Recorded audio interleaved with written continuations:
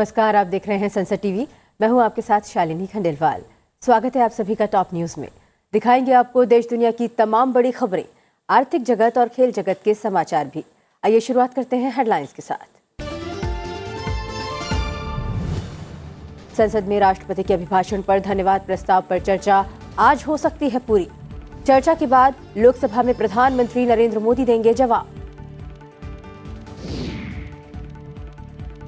केंद्रीय गृह मंत्री अमित शाह का बयान, आत्मनिर्भर भारत में वामपंथी उग्रवाद की हिंसा के लिए कोई जगह नहीं। मोदी सरकार ने वामपंथी उग्रवाद और हर तरह की हिंसा के प्रति जीरो टॉलरेंस की नीति अपनाई।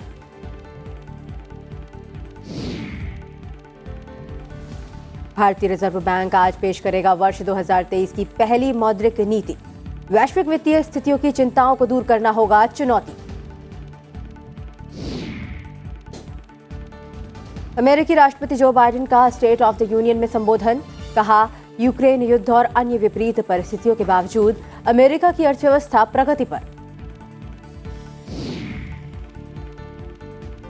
और 24 घंटे में आए 7 भूकंप के झटकों से दहला तुर्की और सीरिया। 7,700 से ज्यादा लोगों की मौत, 30,000 से ज्यादा लोग हुए घायल। भारत ने भेजी मदद।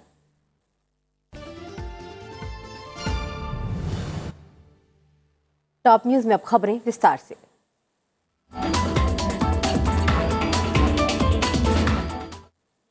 संसद के बजट सत्र का आज 7वां दिन है। संसद के दोनों सदनों में आज से साल 2023-24 के केंद्रीय बजट पर सामान्य चर्चा की शुरुआत संभव है। लोकसभा में राष्ट्रपति के अभिभाषण पर धन्यवाद प्रस्ताव पर चर्चा को आगे बढ़ाया जाएगा। संभव है कि प्रधानमंत्री आज चर्चा का जवाब दें। साथ ही सदन में प्रश्नकाल के दौरान अहम प्रश्न पूछे जाएंगे। विभिन्न अहम पत्र सभा पटल पर रखे जाना और नियम 377 के अधीन लोकहित के मुद्दों पर चर्चा होना भी सूचीबद्ध है। इसके अलावा अन्य पिछड़ा वर्ग के कल्याण संबंधी समिति द्वारा विवरण पेश किया जाएगा। वहीं राज्यसभा में आज के कामकाज की बात करें तो राज्यसभा में आज केंद्रीय बजट 2023-24 पर चर्चा की शुरुआत होना सूचीबद्ध है। साथ ही राष्ट्रपति के अभिभाषण पर धन्यवाद प्रस्ताव पर चर्चा को आगे बढ़ाया जाएगा। राज्यसभा महासचिव संसद की दोनों सभाओं से पारित और राष्ट्रपति से अनुमति प्राप्त समुद्री जलदस्युता रोधी विधेयक 2022 को सभा पटल पर रखेंगे। इसके साथ ही सदन में प्रश्नकाल के दौरान अहम प्रश्न पूछे जाएंगे। नियम 377 के अधीन सदस्य लोकहित से जुड़े मुद्दों को उठाएंगे और सभा पटल पर अहम पत्र भी रखे जाएंगे। सांसद गीता उर्फ चंद्र प्रभा अन्य पिछड़े वर्गों के कल्याण संबंधी समिति के विवरण सदन में पेश करेंगी। तुर्की और सीरिया में आए विनाशकारी भूकंप के कारण जान गंवाने वाले लोगों को संसद के दोनों सदनों में श्रद्धांजलि दी गई। राज्यसभा में सदन की बैठक शुरू होने पर सभापति जगदीप धनखड़ ने इस प्राकृतिक आपदा का जिक्र करते हुए कहा कि तुर्की और सीरिया में सोमवार को 7.8 तीव्रता का भूकंप आया, जिससे दोनों देशों में जानमाल का भयावह नुकसान हुआ है। सभापति ने कहा कि दोनों ही देशों में आई भयावह आपदा से उबरने के लिए दुनिया भर से हर संभव सहायता वहां भेजी जा रही है। उन्होंने कहा कि भारत ने भी चिकित्सा सहायता, उपकरण और एनडीआरएफ की टीमें भेजी हैं। उन्होंने भूकंप से पीड़ित लोगों के प्रति और उनके परिजनों के प्रति संवेदना जाहिर की। इस आपदा में जान गंवाने वालों के सम्मान में सदस्यों ने कुछ पल का मौन भी रखा। Our country has promptly on its part sent assistance and NDRF search and rescue teams, especially trained dogs, medical supplies and other equipments to assist the authorities in those countries. At this hour of pain and grief, we extend our solidarity with the governments and people of Turkey and Syria and family members of the victims affected by the catastrophe, and also hope and pray that the survivors trapped in the rubble are rescued as early as possible and all assistance is given to the injured. Lok Sabha अध्यक्ष ओम बिरला ने भी तुर्की और Syria में शक्तिशाली भूकंप के झटकों में हुए जान माल के भारी नुकसान पर दुख जताया और इस आपदा में मारे गए लोगों को श्रद्धांजलि दी। सदन की कार्यवाही एक बार के स्थगन के बाद जब दोपहर 12 बजे शुरू हुई तो लोकसभा अध्यक्ष ओम बिरला ने सदन को तुर्की और सीरिया में विनाशकारी भूकंप के बारे में सूचित किया। उन्होंने कहा कि तुर्की और सीरिया में बड़े भूकंप के झटकों से सैकड़ों इमारतें गिर गई हैं। लोकसभा अध्यक्ष ने कहा कि हम आपदा के समय तुर्की और सीरिया के लोगों के प्रति सहयोग और संवेदना प्रकट करते हैं। दुख की इस घड़ी में भारत तुर्की और सीरिया के लोगों के साथ खड़ा है। इसके बाद लोकसभा ने कुछ पल मौन रखकर भूकंप की आपदा में मारे गए दोनों देशों के लोगों को श्रद्धांजलि दी। हर भारतीय दोनों देशों के प्रभावित लोगों के साथ खड़ा है। भारत सरकार द्वारा भूकंप पीड़ितों की राहत के लिए चिकित्सा सामग्री और अन्य सामग्री की पहली खेप तथा एनडीआरएफ की खोज एवं बचाव दल की टीम भी वहां पहुंच गई है। ये सभा तुर्की और सीरिया में आई इस प्राकृतिक आपदा पर गहरा शोक एवं संवेदना व्यक्त करती है। राज्यसभा के सभापति जगदीप धनखड़ ने पिछले सप्ताह संसद की संयुक्त बैठक में राष्ट्रपति के अभिभाषण में 2 राजनीतिक दलों के अनुपस्थित रहने पर मंगलवार को नाराजगी व्यक्त की। उन्होंने कहा कि ये देश के इतिहास में पहली बार हुआ है कि घोषित बहिष्कार हुआ हो। बजट सत्र के पहले दिन 31 जनवरी को भारत राष्ट्र समिति और आम आदमी पार्टी द्वारा अभिभाषण के बहिष्कार की घोषणा की गई थी।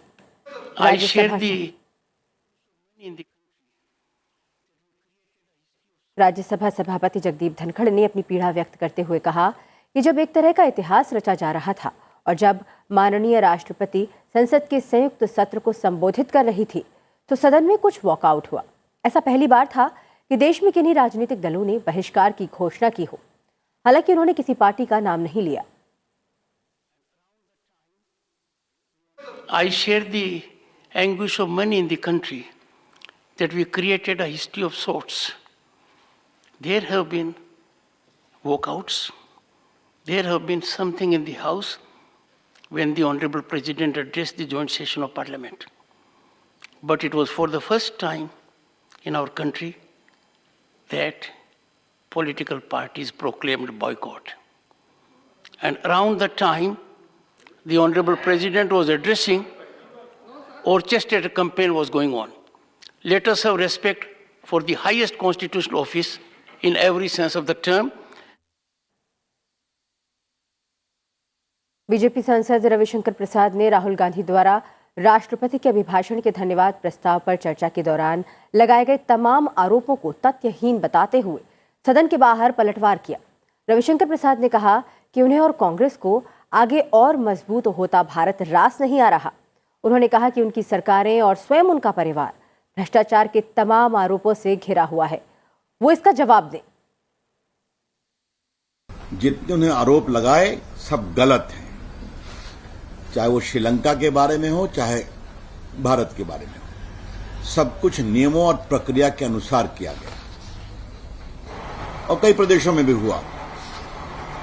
लेकिन राहुल गांधी जी, आज मुझे थोड़ा आपके मेमोरी को करप्शन के बारे में रिवाइव करने की आवश्यकता है। आप बेल पर हैं, आपकी माताजी बेल पर हैं, आपके बहनोई बेल पर हैं और आपकी बहन को एक जेल गए बैंकर ने करोड़ों में एक तस्वीर बेची थी। सच्चाई है कि नहीं? राहुल गांधी जी, इसका जवाब दीजिए। तो अब जरा मैं आपसे एक पूछूं कि नेशनल हेराल्ड स्कैंडल क्या है कि 90 करोड़ के लोन को राइट ऑफ कर दिया गया और नेशनल हेराल्ड ऐसे पुराने वेल नोन न्यूज़पेपर जो उसका पब्लिकेशन बंद था, वो सारे शेयर आपके पास आ गए और उसके माध्यम से पूरी संपत्ति, क्या दिल्ली, क्या लखनऊ, क्या चंडीगढ़, क्या मुंबई, हजारों करोड़ की संपत्ति आपकी और आपकी माताजी के पास आ गई। आप हाईकोर्ट गए थे ना क्वाशिंग के लिए, असफल हो गए। आज आप ट्रायल फेस करने वाले हैं। आप है राहुल गांधी बेल पर। यह सिर्फ नेशनल हेल्थ का मामला नहीं है, एक राजीव गांधी ट्रस्ट भी है अमेठी में जहां 1.5 बीघे से ऊपर जमीन ली गई, कुछ काम नहीं हुआ। आज उसको भी योगी जी की सरकार ने रिकवर किया। केंद्रीय गृह मंत्री अमित शाह ने कहा है कि आत्मनिर्भर भारत में वामपंथी उग्रवाद की हिंसा के लिए कोई जगह नहीं है। गृह मंत्रालय की संसदीय सलाहकार समिति की बैठक की अध्यक्षता करते हुए उन्होंने कहा कि वामपंथी उग्रवाद से निपटने में मंत्रालय की नीति के 3 मुख्य स्तंभ हैं। क्रूर दृष्टिकोण के साथ हिंसा को रोकने की रणनीति के बीच बेहतर समन्वय, केंद्र और राज्य और विकास में सार्वजनिक भागीदारी के माध्यम से चरमपंथियों के समर्थन को समाप्त करना। अमित शाह ने कहा कि मोदी सरकार ने वामपंथी उग्रवाद और हर तरह की हिंसा के प्रति जीरो टॉलरेंस की नीति अपनाई है। प्रधानमंत्री नरेंद्र मोदी के नेतृत्व में आत्मनिर्भर नए भारत में हिंसा और वामपंथी उग्रवाद के विचारों के लिए कोई जगह नहीं है। गृहमंत्री ने कहा कि 3 आयामी रणनीति ने पिछले 8 वर्षों में वामपंथी उग्रवाद को रोकने में ऐतिहासिक सफलता दी है। प्रधानमंत्री नरेंद्र मोदी ने कहा कि उनकी सरकार द्वारा पेश किए गए हर बजट में गरीबों के हित को प्राथमिकता दी गई। संसद भवन परिसर में केंद्रीय बजट पेश किए जाने के बाद बीजेपी संसदीय दल की पहली बैठक को संबोधित करते हुए उन्होंने कहा कि कोई भी इसे चुनावी बजट नहीं कह रहा है। हालांकि ये अगले लोकसभा चुनाव से पहले आखिरी पूर्ण बजट है। प्रधानमंत्री ने कहा कि बजट में समग्र विकास और समाज के हर वर्ग के हितों का प्रस्ताव है। इस बजट में माननीय प्रधानमंत्री जी ने कहा सभी गरीबों को, सभी वर्ग को कुछ न कुछ मिला है, मिडिल क्लास को भी मिला है। और उन्होंने एमपीज को एक कॉल दिया है कि इस बजट में आपके क्षेत्र में जो गरीब रहते हैं, जो मिडिल क्लास रहते हैं, उनको क्या मिला है, ये संवाद करना शुरू करो और सभी वर्गों के साथ संवाद करना चाहिए। रक्षा मंत्री राजनाथ सिंह ने सीपीएम पर वर्षों तक त्रिपुरा के लोगों का शोषण करने का आरोप लगाते हुए कहा कि बीजेपी के सत्ता में आने के बाद राज्य का चेहरा बदल गया है। उनाकोटी जिले के कैलाश शहर में चुनावी रैली को संबोधित करते हुए उन्होंने कहा कि त्रिपुरा अब आर्थिक विकास की ओर बढ़ रहा है। राजनाथ सिंह ने कहा कि पूरा पूर्वोत्तर इंटरनेट की मदद से तेजी से विकास देख रहा है। आपको बता दें कि राज्य की 60 सदस्यीय विधानसभा के लिए मतदान 16 फरवरी को होगा, जबकि मतगणना 2 मार्च को होगी। कोई मां का लाल यदि उग्रवादी आतंकवादी वारदात करने के लिए सिर उठाने की कोशिश करेगा तो उसका क्या हश्र होगा, यह बताने की जरूरत नहीं है, उसको अच्छी तरह मालूम है।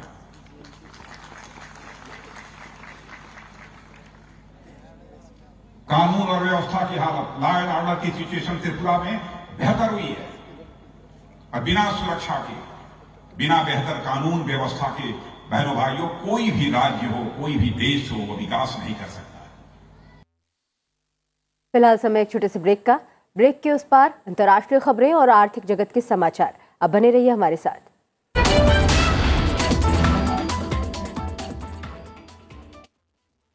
The glorious journey of India's 75 years of independence, protection of rights, ensuring equality, to empower, to deliver justice.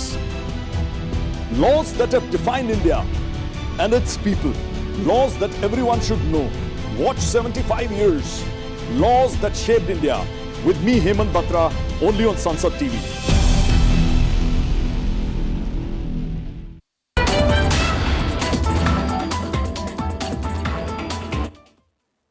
Break के बाद एक बार फिर आपका स्वागत है टॉप न्यूज में। अब बात करते हैं आज की टॉप 10 खबरों की। रक्षा मंत्री राजनाथ सिंह बेंगलुरु में आगामी 14 फरवरी को एरो इंडिया के 14वें संस्करण के इतर रक्षा मंत्रियों के सम्मेलन की मेजबानी करेंगे।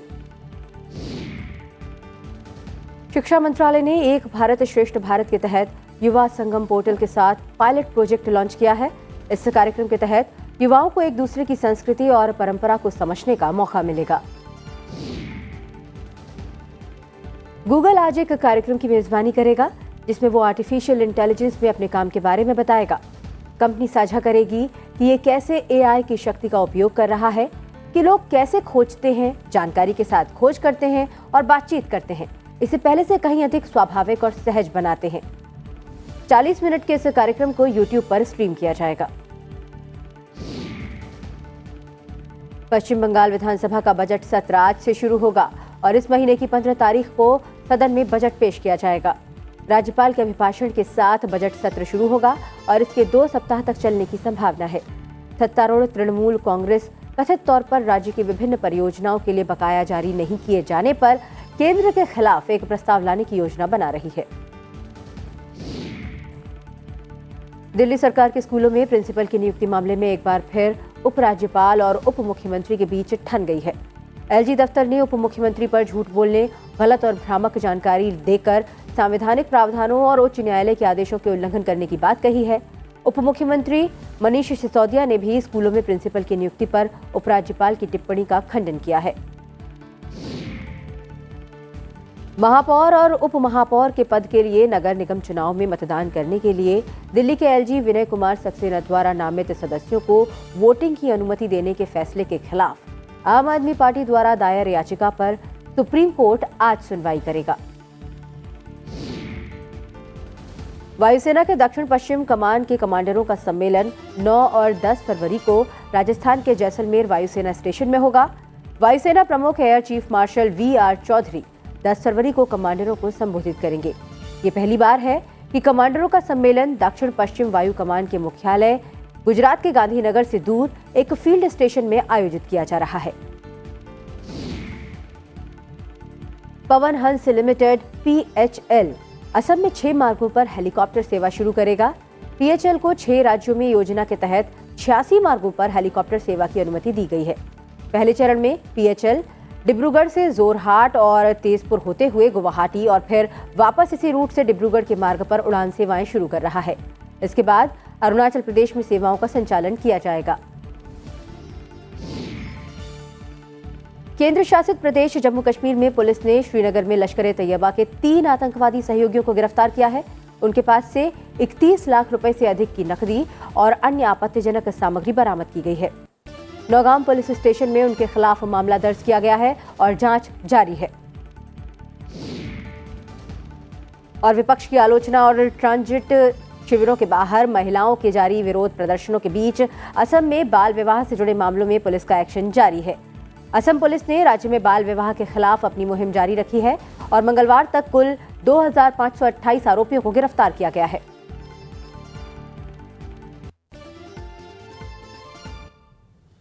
टॉप 10 खबरों के बाद अब रुख करते हैं अंतर्राष्ट्रीय खबरों का।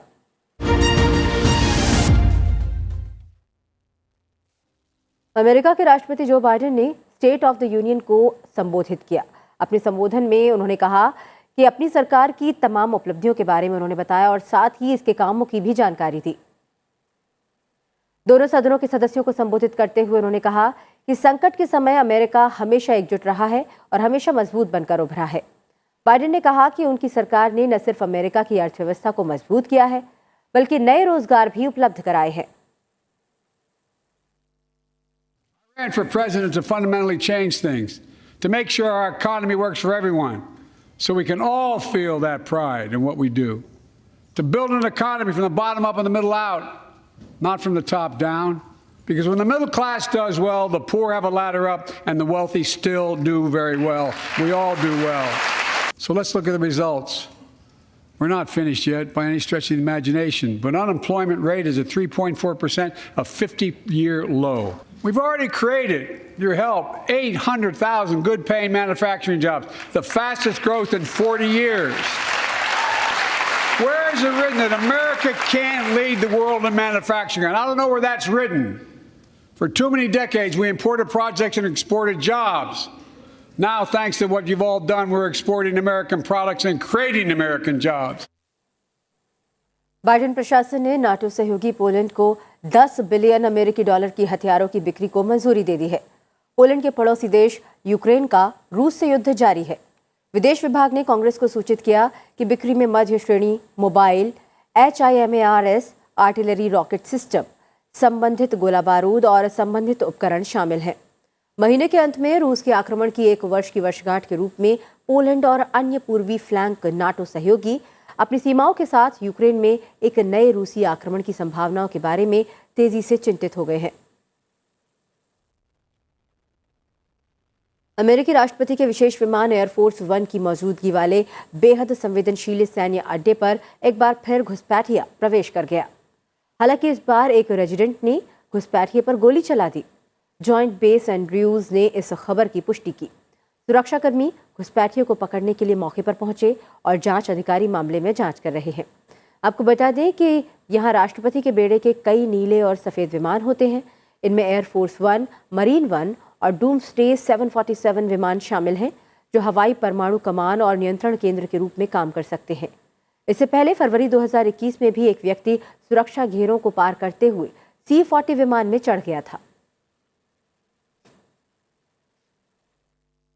तुर्की सीरिया में 24 घंटे में भूकंप के 7 विनाशकारी झटकों में 7,700 से ज्यादा लोग मारे जा चुके हैं। यह आंकड़ा बढ़ता जा रहा है। दोनों देशों में 30,000 से ज्यादा लोग घायल हुए हैं। WHO के मुताबिक तुर्की में मृतकों की संख्या 8 गुना तक बढ़ने की आशंका है। तुर्की सीरिया में सोमवार को 4 बड़े झटकों के बाद मंगलवार को भी रिक्टर पैमाने पर 5 से ज्यादा तीव्रता के 3 भूकंप आए। तुर्की के राष्ट्रपति रेचप तैयब अर्दोआन के मुताबिक हादसे में 5,400 से ज्यादा लोग जान गंवा चुके हैं।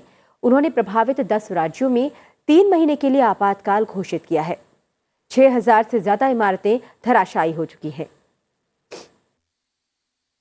We are all shocked and saddened by the images and reports coming from Turkey and the Syrian Arab Republic. So far, it's estimated that more than 4,000 people have been killed and more than 18,700 are injured. But we all know that these numbers will continue to rise as the situation evolves. तुर्की Syria में आए इस प्राकृतिक आपदा के बाद भारत की तरफ से राहत सामग्री और मदद की खेप लगातार भेजी जा रही है। विदेश मंत्री डॉक्टर एस जयशंकर ने ट्वीट कर 2 विशेष विमान के जरिए सहायता भेजने की बात बताई है। अमेरिकी रक्षा मंत्री लॉयड ऑस्टिन और उनके बीजिंग समकक्ष जनरल वेई फेंग के बीच टेलीफोन पर बातचीत हुई। इस बातचीत के दौरान वाशिंगटन के अनुरोध को चीन ने अस्वीकार कर दिया है। पेंटागन ने ये जानकारी दी। अटलांटिक महासागर में दक्षिण कैरोलिना के तट पर गुब्बारे को मार गिराए जाने के तुरंत बाद ये अनुरोध किया गया था। ये 30 जनवरी को मोंटाना में अमेरिकी हवाई क्षेत्र में प्रवेश करने के बाद कई दिनों तक महाद्वीपीय अमेरिका के ऊपर मंडराता रहा था। चीन ने माना है कि बैलून उसका था, लेकिन इस बात से इनकार किया कि ये मौसम की निगरानी के बजाय निगरानी उद्देश्यों के लिए था और ये रास्ते से भटक गया था। हालांकि अमेरिका ने दावा किया है कि उसके पास ये साबित करने के लिए पर्याप्त सबूत हैं कि ये एक निगरानी गुब्बारा था। संयुक्त राष्ट्र के परमाणु प्रहरी के प्रमुख ने ईरान के परमाणु कार्यक्रम को सीमित करने के लिए राजनयिक प्रयासों को फिर से तुरंत शुरू करने की बात कही। उन्होंने कहा कि अगर बातचीत विफल हुई तो स्थिति जल्दी खराब हो सकती है।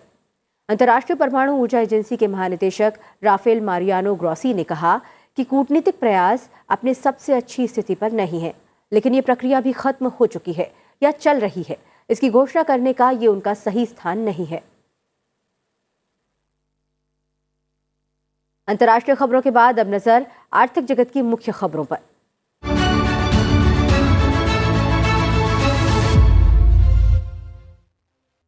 भारतीय रिजर्व बैंक के गवर्नर शक्तिकांत दास आर्थिक विकास में मंदी और वैश्विक वित्तीय स्थितियों की चिंताओं के बीच 2 दिवसीय समीक्षा के बाद 2023 की पहली मौद्रिक नीति का अनावरण करेंगे।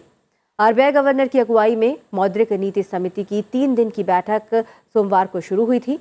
आज होने वाली एमपीसी की समीक्षा बैठक में ये उम्मीद जताई जा रही है कि केंद्रीय बैंक इस बार प्रमुख नीति दर रेपो में मामूली 0.25% की वृद्धि या ब्याज दर में वृद्धि को रोक सकता है। महंगाई पर अंकुश के लिए केंद्रीय बैंक ने पिछले साल मई से ब्याज दरों में वृद्धि का सिलसिला शुरू किया था।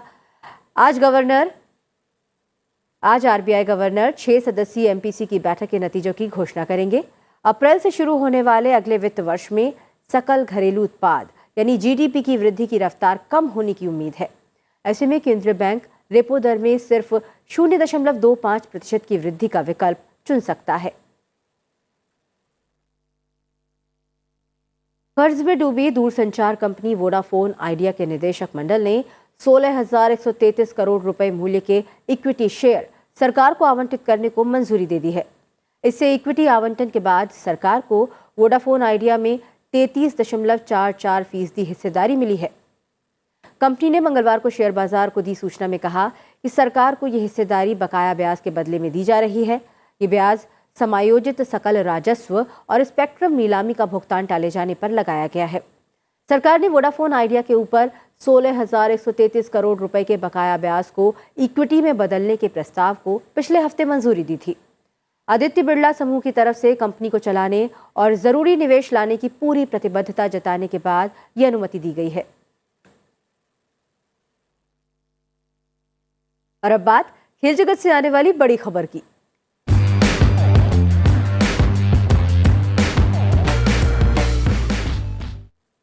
महिला प्रीमियर लीग यानी कि एमपीएल के पहले सीजन के लिए नीलामी की तारीख का ऐलान कर दिया गया है। बीसीसीआई के मुताबिक एमपीएल की पहले सीजन के लिए ऑक्शन 13 फरवरी को मुंबई में आयोजित होगा। इसके अलावा ये लीग 4 से 26 मार्च तक खेला जाएगा। इस टूर्नामेंट में 22 मैच खेले जाएंगे। सभी मुकाबले मुंबई के ब्रेवॉर्न स्टेडियम और डीवाई पाटिल स्टेडियम में खेले जाने हैं। पहली एमपीएल नीलामी के लिए 1525 खिलाड़ियों ने रजिस्ट्रेशन कराया था, जिसमें से 409 महिला प्लेयर्स को शॉर्ट लिस्ट किया गया है। इनमें 246 खिलाड़ी भारतीय हैं, जबकि 163 महिला प्लेयर विदेशी हैं। इनमें भी 8 खिलाड़ी एसोसिएट देशों से हैं। टॉप न्यूज में फिलहाल इतना ही। जाते जाते आपको छोड़ जाते हैं आज के दिन यानी 8 फरवरी से जुड़े इतिहास के साथ। आप बने रहिए संसद टीवी के साथ। मुझे दीजिए आज्ञा। नमस्कार। 8 फरवरी साल 1897 को डॉक्टर जाकिर हुसैन का जन्म हैदराबाद में हुआ था। डॉक्टर हुसैन भारत के तीसरे और पहले मुस्लिम राष्ट्रपति रहे। महज 23 वर्ष की आयु में ये जामिया मिलिया इस्लामिया विश्वविद्यालय के संस्थापक सदस्य बने और बाद में इसके उप कुलपति भी बने। डॉक्टर हुसैन सार्वजनिक जीवन में अनुशासन के पक्षधर थे और शैक्षिक सुधार आंदोलनों में 1930 के दशक से सक्रिय रहे। इन्हें साल 1954 में पद्म विभूषण से सम्मानित किया गया। साल 1962 में ये भारत के उपराष्ट्रपति बने और साल 1963 में इन्हें भारत रत्न से सम्मानित किया गया। 8 फरवरी साल 1941 को मशहूर गजल गायक जगजीत सिंह का जन्म राजस्थान के गंगानगर में हुआ। अपनी मखमली आवाज से गजलों को हिंदुस्तान में घर घर तक पहुंचाने का श्रेय जगजीत सिंह को ही जाता है। इनकी गजलों ने न सिर्फ शेरो शायरी की समझ में इजाफा किया, बल्कि गालिब, मीर, मजाज, जोश और फिराक जैसे शायरों से भी आवाम को रूबरू करवाया। इनकी गजलों में मुख्य रूप से शामिल हैं चिट्ठी न कोई संदेश, होंठों से छू लो तुम मेरा गीत अमर कर दो, वो कागज की कश्ती, वो बारिश का पानी, बड़ी नाजुक है ये मंजिल, होश वालों को खबर क्या बेखुदी क्या चीज है, कोई फरियाद तेरे दिल में दबी हो जैसे। संगीत में इनके अतुलनीय योगदान के लिए साल 2003 में